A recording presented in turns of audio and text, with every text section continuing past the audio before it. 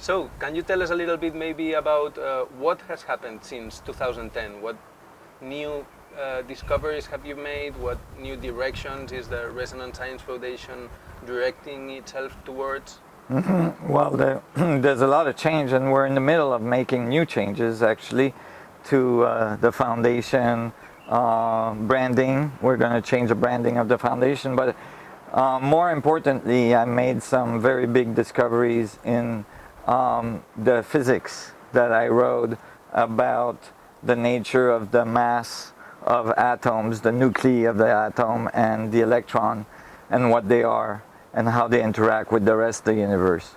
So, and what's really important in these discoveries is that they were confirmed by measurements in an accelerator in Switzerland. So now the theory has been confirmed. And that means a lot, because like the competing theory for unification of physics is string theory, for instance. And in some 40 years of string theory, there hasn't been one single measurement, laboratory experiment to confirm it.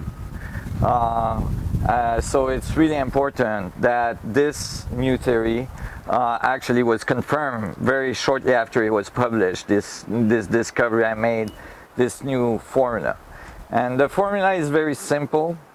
I can't believe it took me almost 30 years to find it, but it describes the information transfer that's occurring for the proton in the nuclei of the atom and for the electron around the nuclei. And the information transfer in the field, right, actually, when you calculate how it exchanges information, you get the correct radius, the correct mass of the proton, very, very, very precisely, all the electrons of the table of elements. So basically, all of a sudden, you can explain all of the material world by describing a field of information that's exchanging with the boundary of the surface of what we call the material world.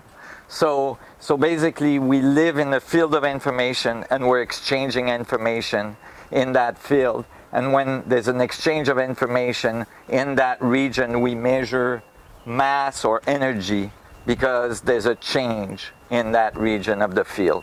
And so, and these equation implies very large number. It's very remarkable. Like when you calculate the amount of information inside the one little proton in the nuclei of the atom, you get all the information of all the other protons in the universe, the mass of the universe.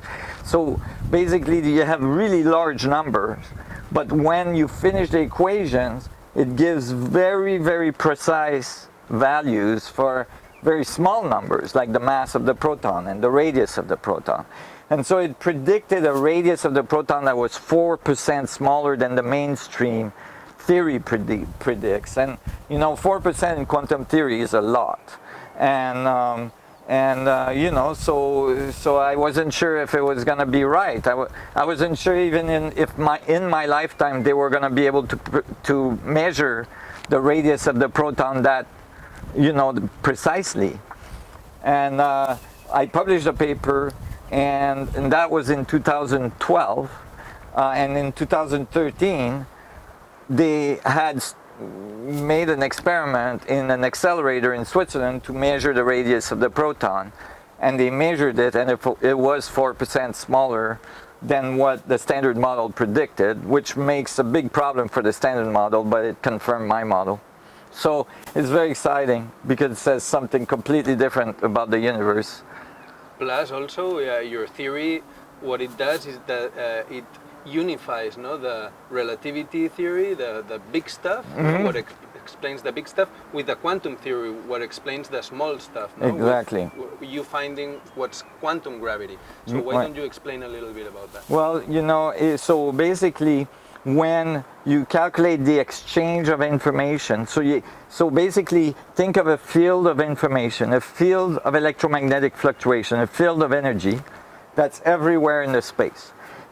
People might have a hard time visualizing that, but think about it in terms of like the space between you and I is full of electromagnetic waves. We don't see them, we don't experience them, we'll only experience the visual frequency, right? But there's X-ray, there's infrared, there's ultraviolet, there's background radiation from the galaxy, there's all kinds of stuff in the space. So think of it that like, you know, there's longer wavelengths, but then there's really, really, really short wavelengths of the electromagnetic field, like that are billions of times smaller than the atom. And that is the fabric of space itself at the quantum level. And so basically what I found is that that fabric is mostly, you know, chaotic, but in region it's organized because there's spin in that region, there's angular momentum, and it makes organized region. When it makes an organized region, we call it a particle. Like a little vortex in that field makes a particle. And so I calculated in that region where it's organized, how much of the information is exchanged, and that gave me the right answer for the mass and the radius, as I was saying. But as well, I calculated how fast it's spinning, right? And how much gravity it would produce in its surrounding, in, you know, in the field around it, because of its spinning. And it's spinning really fast. It's spinning near the speed of light, very, very close to the speed of light. So there's mass dilation. And so I calculated that, and I calculated the influence of that mass on other protons around it. And I got the right answer. I got the exact right answer for the strength, we call it the strong force, but now I'm proving that it's actually gravity at the quantum level. And I got the exact correct range as well. So it's not like the square of the distance like you see in cosmological gravity, because it's so close to the surface of the proton, and this proton is spinning so fast it creates mass dilation. So when you pull the protons apart, the force drops exponentially because it slows down the rotation. So the mass dilation drops at the same time as the distance. So you end up with a drop of the gravitational force much faster than the square of the distance. And that's why the strong force didn't seem originally to be gravity, because it has a different range. But I could explain the range now. And so it all came out just right to describe gravity at the quantum level, at the most fundamental level. And that tells us something very different about the universe. Tells us that the universe is very much like scales of black holes, like that the nucleus of an atom is like a little black hole, a little singularity spinning, creating a gravitational field. And that tells us as well how gravity works, because Einstein described gravity as space-time, this field, but it didn't, curving, you know, where there's a mass, it curves and it attracts other objects, but it didn't say what space-time was made of. This theory tells us that space-time is made of electromagnetic fluctuation, bits of information. And so all of a sudden we realize that space-time is not smooth at the quantum level, but it's granular. And it tells us that the atomic structure we see all around us is a function of that field. It's not separate from space, but space makes the material world. It's like if space was sculpting at every moment everything that we see and interact with. Right, it's sculpting the material world, and it's exchanging information. Like, it's not statically sculpting, it's constantly sculpting it, it's constantly modifying it, right? Because there's atoms coming off right now and all this stuff, so it's constantly changing, just like your body is constantly making cells, you know, like 1 million cells division a second, you know, 1 trillion cells in your body, billions of chemical change every second to make it all work. So this whole dynamic you can bring from the atomic level all the way up to the biological level, and now you start to understand how come biology can self-organize. It all starts to make sense. Yeah, it's amazing. You can even, and I wrote a paper since 2010 on this, my first paper in biophysics, describing how it goes from the exchange of information goes from the atomic world all the way through the biology, and then the biology, when it gets enough information transfer with the field feedback, it becomes self-aware. So you can even start to explain consciousness out of it. So it's very powerful. For example, what do you think about, if we talk about consciousness, do you think there's different kinds of consciousness in the different levels of reality? Like, for example, at the atomic level or the molecular level or the cellular level, the human level, it's clear that there is. But maybe at the stellar level or at the galactic level, do you think there are different kinds of consciousnesses? I think that there's always feedback. There's always exchange with the field. And so you could say that consciousness is a fundamental outcome of the mechanics of the universe. It's a fundamental force of the universe, because if there's exchange of information everywhere, there's always feedback, there's always information that's evolving, then there's always consciousness, right? So that it's not some epiphenomena that's happening in your brain, but your body is like an antenna tapping into a field of information. So you could say that the antennas are different at different scales, right? So they capture different frequency, you could think, of the field of consciousness, right? So you could think of it as different, but they all support each other, right? They're all growing onto each other, meaning the universe keeps making more and more complex systems as it gets more and more feedback. This explains something very important in physics and biology that's not explained currently. Like in current theory, relativity theory, quantum field theory, biology, there is nothing that explains how complexity emerge from random function. Meaning, how is it that 100 trillion cells in your body arranged perfectly, right, to make a human being? But it's not like it did it once. It's like it's constantly doing it, right? So it's not like, oh, it just randomly happened that it occurred. It continuously occurring, right? So why is it that happened? When you calculate the probability of that happening, it's zero. It's not possible. It's crazy. Even for the most simple biological structures, like a monocellular structure, in the paper I published, and by the way, I'm really happy to say that paper was cited by a very advanced group of biophysicists in Europe that got a lot of press and so on. So, people are catching on to this.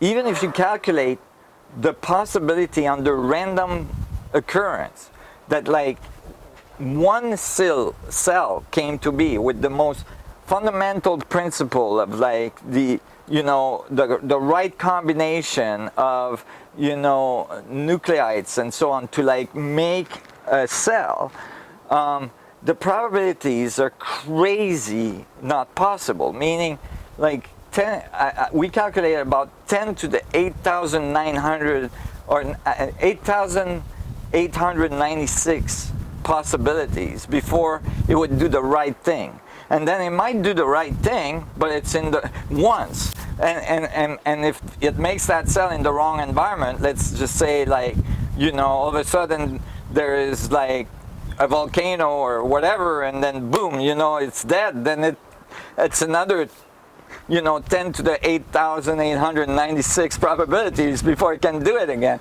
And that's the largest number I've ever calculated in physics. Just for people to get like, how big that number is. The radius of the universe is in centimeters. The universe is huge, and in centimeters are small, right? Well, the radius of the universe in centimeters is 10 to the 28. So 10 to the 8,896 is huge, right? So it probably didn't happen like that. But if there's feedback, if you have feedback, then complexity can happen very, very quickly. because the system is learning about itself. We see that in mathematics called fractals, right? And we write a geometric equation, right? Can be very simple, and then we just take the answer and feed it back, and take the answer and feed it back. And in a few iterations, very quickly, you get high level of complexity, high level of organization, you know, very, very advanced nonlinear geometry, and you know, and as you do it more and more, it starts to look more and more like nature. That's why these kinds of equations are used in Hollywood when they're trying to make a natural scene with computers. They use fractal equation to make the trees, to make the branches, to make all the flowers and all this stuff. So so there's a good chance that fractals are involved in nature. So when you have this feedback, now you get a way for, without needing, you know, God or religion or some faith, now you can explain how this amazing complexity happens. And you can see that it's present everywhere. It's like holographic, present everywhere. So if you're trying to describe God, this is a good way to describe it. Like it's present everywhere. It knows everything. It interacts with everything. It's a good, you know. Maybe say that it's like a sort of language, a mathematical language to describe feedback, to describe consciousness, maybe. That's right. Mm-hmm. Yeah, and so, but not just consciousness, matter and everything in the world, in the universe. Like it's how matter and consciousness come to exist. And so you can imagine there's huge implications in terms of technology as well, because if you notice this field of information, you understand how it feedbacks, you can create devices that tap into that feedback, produce energy, control gravitational fields. All of a sudden you have this possibility that you can you know, travel through the solar system, travel through the stars. I mean, all kinds of things, like Star Trek, becomes possible. And do you think it has some sort of relationship also with what we call artificial intelligence? Yes, I you know, I have radical beliefs about and you know, and what is called artificial intelligence. First of all, I dislike that term very much because there's nothing artificial about intelligence. And so if we're thinking we're going to produce intelligence by artificial means, then we're never going to get there. Because intelligence is much more than just crunching number, right? Intelligence is a feeling, intelligence is empathy, intelligence is many, many other things than just crunching data. So if we want to get to artificial intelligence, if we want to get to intelligence in a technology, then we have to understand how intelligence occurs in us. And if it's occurring through this feedback, then we can make technology, but it's not going to look like a computer crunching numbers. It's going to look like more like a plasma that's interacting with the field at a very high rate. And then maybe the system can interact so high rate that eventually it can become self-aware. It enlightens. No? Yeah, enlighten. Yeah. And then it removes as well a lot of the stigma about artificial intelligence taking over, because if you succeed at doing this in laboratory, and we're talking like way ahead of ourselves. So you know, before that we learned to extract energy, we learned to control gravity, but this is coming very fast. It's going to be in our lifetime. It's not going to be, you know, generations from now. Because you're tapping into intelligence. Yeah, we are doing it all the time. So basically we just need to biomimic what is already happening in nature in our laboratories. But now we start to understand how it's happening in nature. Before we didn't understand how it's happening in nature. So now we can reproduce it. And so, yeah, I mean, it has, in the future, if we obtain an intelligent structure inside a device, that device will have empathy.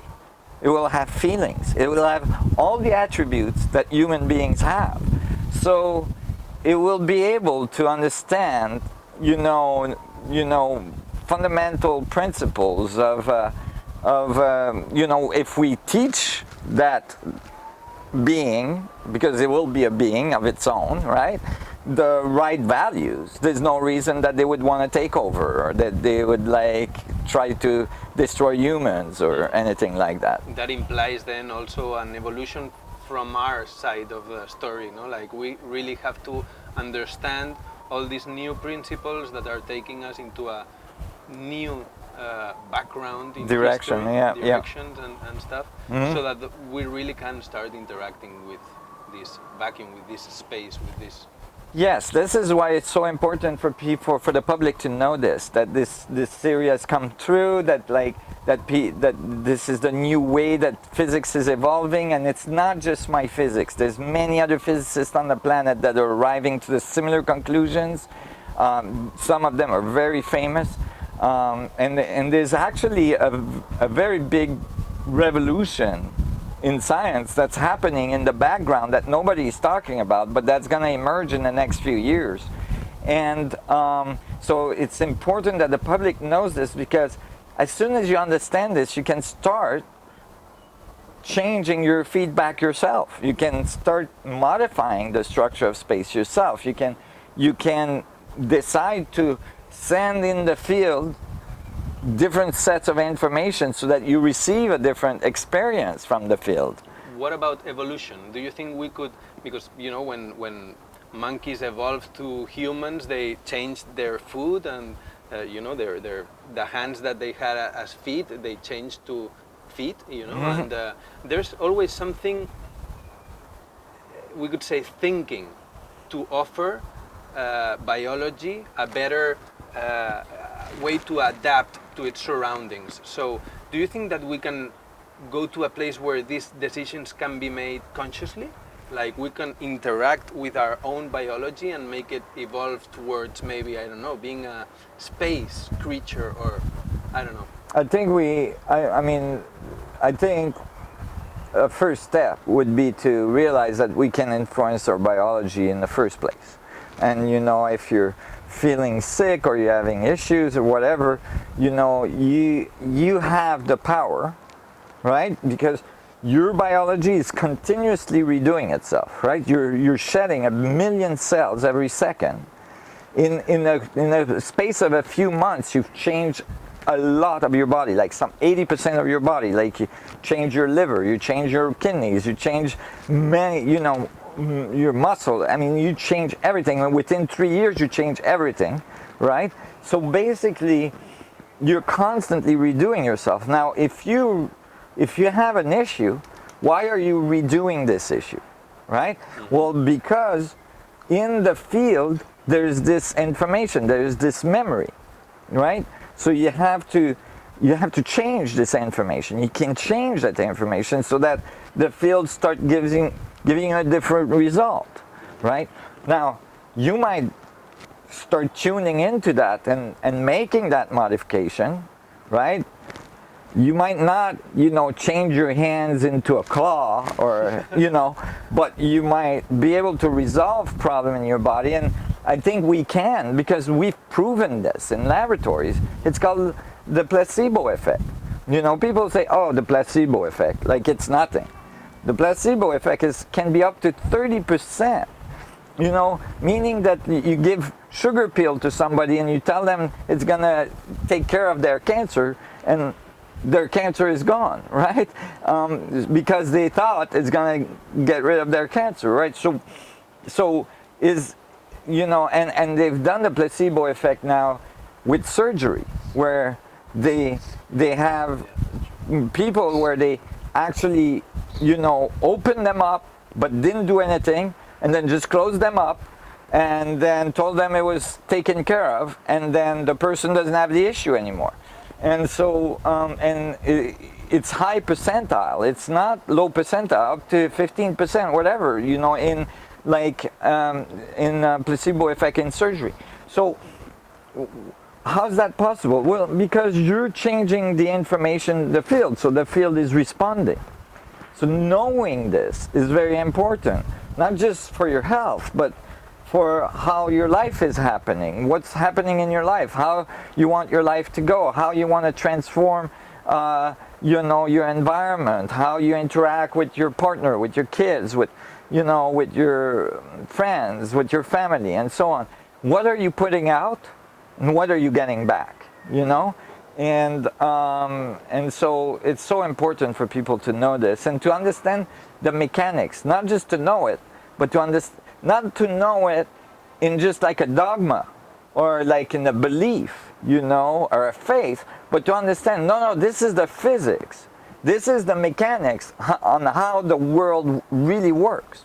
There's a very, very amazing experiment done by John Cairns. It's one of the most important biologic papers written. And what he did was he was trying to see, he got a bacteria that had a problem. The bacteria couldn't digest lactose, okay? Because it had an enzyme that wasn't working. So he put petri dishes with this bacteria with lactose, and he left it. Okay, so he came back in some weeks and saw that the bacteria were. The experiment should have done that the bacteria were all dead because they couldn't eat. Right. But instead, the bacteria were flowering. They were growing. And thriving. So, thriving, yeah. So he started looking at the bacteria to see what had happened, and the bacteria had changed its genome, exactly the genes that needed to be changed so that the lactase enzyme worked again, and it could digest the lactose.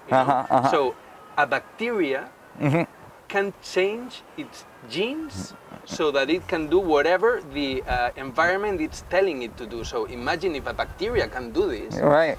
Imagine what we can do. Exactly. And and in our case, but this is a good example because as well it shows you that all of nature is built on feedback. Whatever is in the environment is the feedback that you have to internalize and change so that you harmonize with the environment. So what is the feedback that the environment is giving us today? The feedback that we're getting us from the environment is that we're destructive, that we're about to self-destruct, and that we got to change our ways.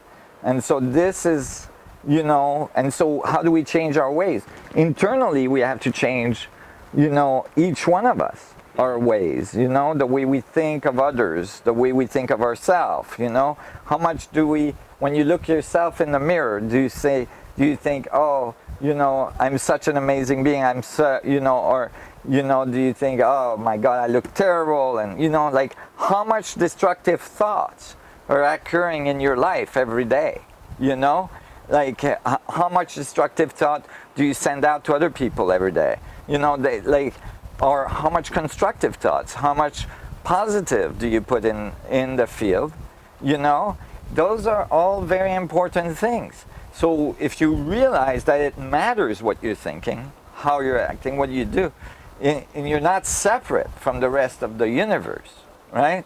You have an influence on the environment and the environment has an influence on you, then you start to play in this feedback. You become an engineer of the field and you become conscious of it and you do it consciously. You can make a huge difference in the world. Yeah. I think that your theory, besides unifying the big with the small, which is a great feat, it's also unifying, mysticism with science, which is also a very great feat, because that's what got separated in one moment on history, and I think it's what really has driven us to this point where we're in such chaos, that we really need to find our way back to a really specific point in history to continue from there. And I think your theory really takes us there. I think so. I think thank you. I think it's the first step to really understanding some of the fundamentals that has been missing in our understanding. We have some parts, but it's like the puzzle, it's all in little pieces. And this starts to pull it together And now you start to see a picture that appears where it's continuous, like it all starts to make sense in a very profound way. There's still a lot to be done. There's still a lot to be written, a lot of physics to be, but the basis is very solid, and it says something profound about ourselves, the universe, and our relationship to it. And ancient civilizations with symbols like the yin yang or the flower of life, and how science now is really merging and explaining to us what these ancient symbols were trying to tell us, no? And what this ancient wisdom was trying to tell us, that we are all one, and that we really have to tap into that. Right. Actually, I have solved some equations just recently in the last 2 years that I haven't published yet, but that I tried to calculate how these particles, like, think of this field as a Planck scale. At the Planck scale, it's a very fine scale below the atom, billions of times smaller than the atom, as like a Planck scale plasma, And I tried to understand the fluid dynamics of it, but as well the geometry of how each little particle of Planck oscillators are interacting, and what's like the fundamental kernel. And I calculated it, and it came out just right when I outputted the geometry of this fundamental kernel of it was 64 bits. 64 bits of Planck oscillators. I got the exact right geometry for the flower of life, for many of the symbols that you find in ancient texts and in ancient civilization, talking about this symbol being the foundation of reality. So what do you think then about history for because there was a moment before history maybe that we were more connected to reality, and then what we call history is maybe a disconnect, a way to, I don't know, I don't like the word, but a way to control people, to get them to act in a certain manner. What do you think about that? I think that ancient people, this might sound really esoteric, but I assure you it's based on really good research. I think that ancient people got the information from more advanced civilization that visited the earth much earlier in our history. None of the ancient people talk about them coming up with this knowledge. They all say, we got this knowledge, we built these buildings, and we got this knowledge from sun gods that came from the stars, and they talked about this interaction and, with advanced being that came to the earth. Now, it's in over 300 civilizations all around the world. So it's very compelling. These civilizations didn't have direct contact, so how did they come up with the same story? And as well, there's more and more evidence that the galaxy is teeming with life. And the last sensor on planets in our galaxy that would be in the right distance from their star to have life on it, not too hot, not too cold, is 40 billion planets in our galaxy alone. 40 billion planets. This is, a lot of planets that has the potential for life. So even if only 10% of those 40 billion planets had life on it, that's still a lot of people, right? And some of these planets are probably much more advanced than us.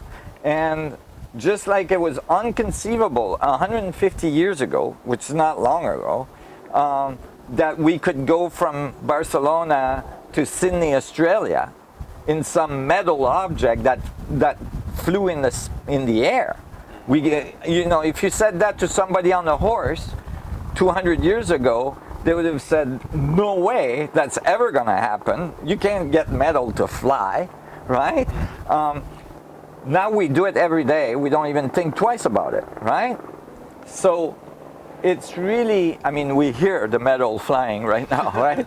So it's really not inconceivable that a society that has, 1,000 years more advanced than us, 1,000,000 years more advanced than us. That's not very much, actually. In the galaxy, 1,000,000 years, that's nothing. Imagine what we've done in 100 years. Yeah, like imagine what, you take only 30, 40 years ago and you look at a computer, and then today you look at a smartphone, right? The computer 40 years ago, right, a few megabytes took like rooms and rooms, right, to store. Here in a smartphone we have, maybe 64 gigabytes on a little flash drive, right, that's inside our cell phone. Okay, imagine what a computer looks like 1,000 years from now. Imagine what a computer looks like 1,000,000 years from now. It probably doesn't use a mouse and a keyboard.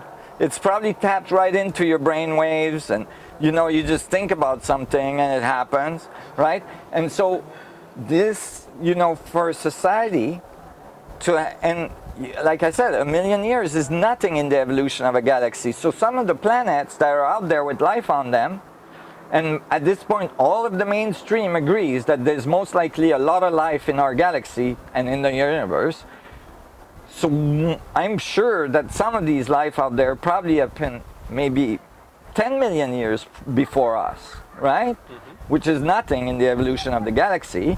And so they're 10,000,000 years advance on us. They can probably go across the galaxy. They probably figured out how to jump wormholes and go across the galaxy and go across the universe and so on. So it's not inconceivable that they found us very early in our evolution, and they had a little bit of interaction with our people, and that they give our people, knowledge, symbols, and a couple of clues. Yeah, a couple of clues to help us grow faster.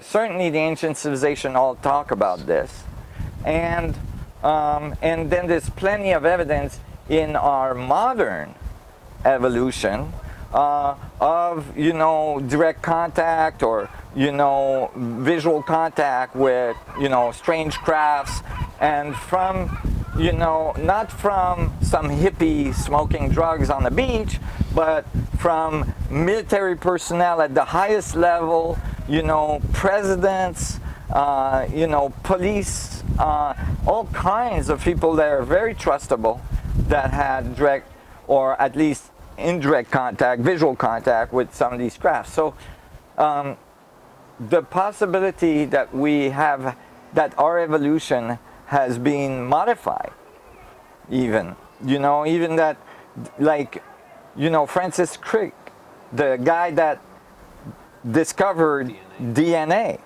right? He didn't discover DNA, he discovered the structure of DNA, got the Nobel Prize for it.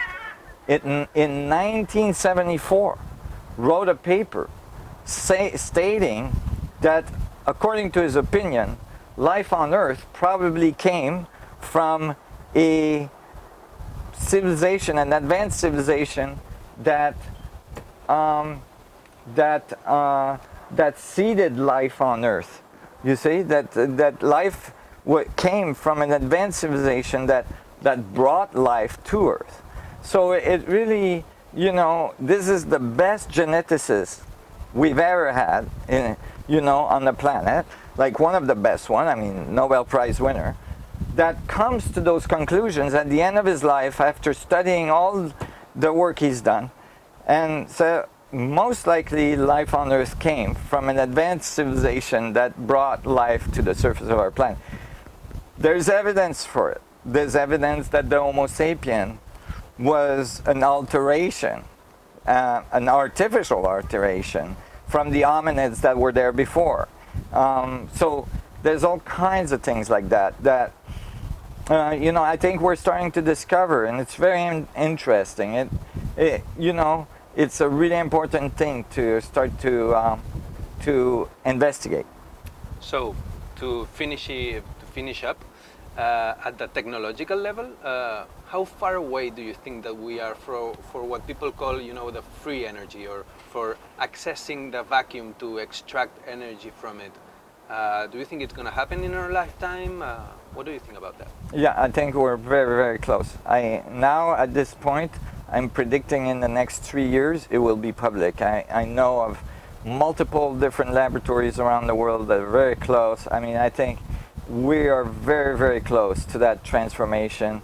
The industry in the world behind the scene is getting prepared for it. It's no longer a secret. People know it's coming, and governments know it's coming. I mean, it's on its way. So, you know, I know that people have been patient and we've been talking like that for many, many years, but it's really, really coming along, you know, at this point. It's like very, very close. So it's not gonna be 2 generations from now. It's gonna be in the next few years, and it's totally gonna change the world.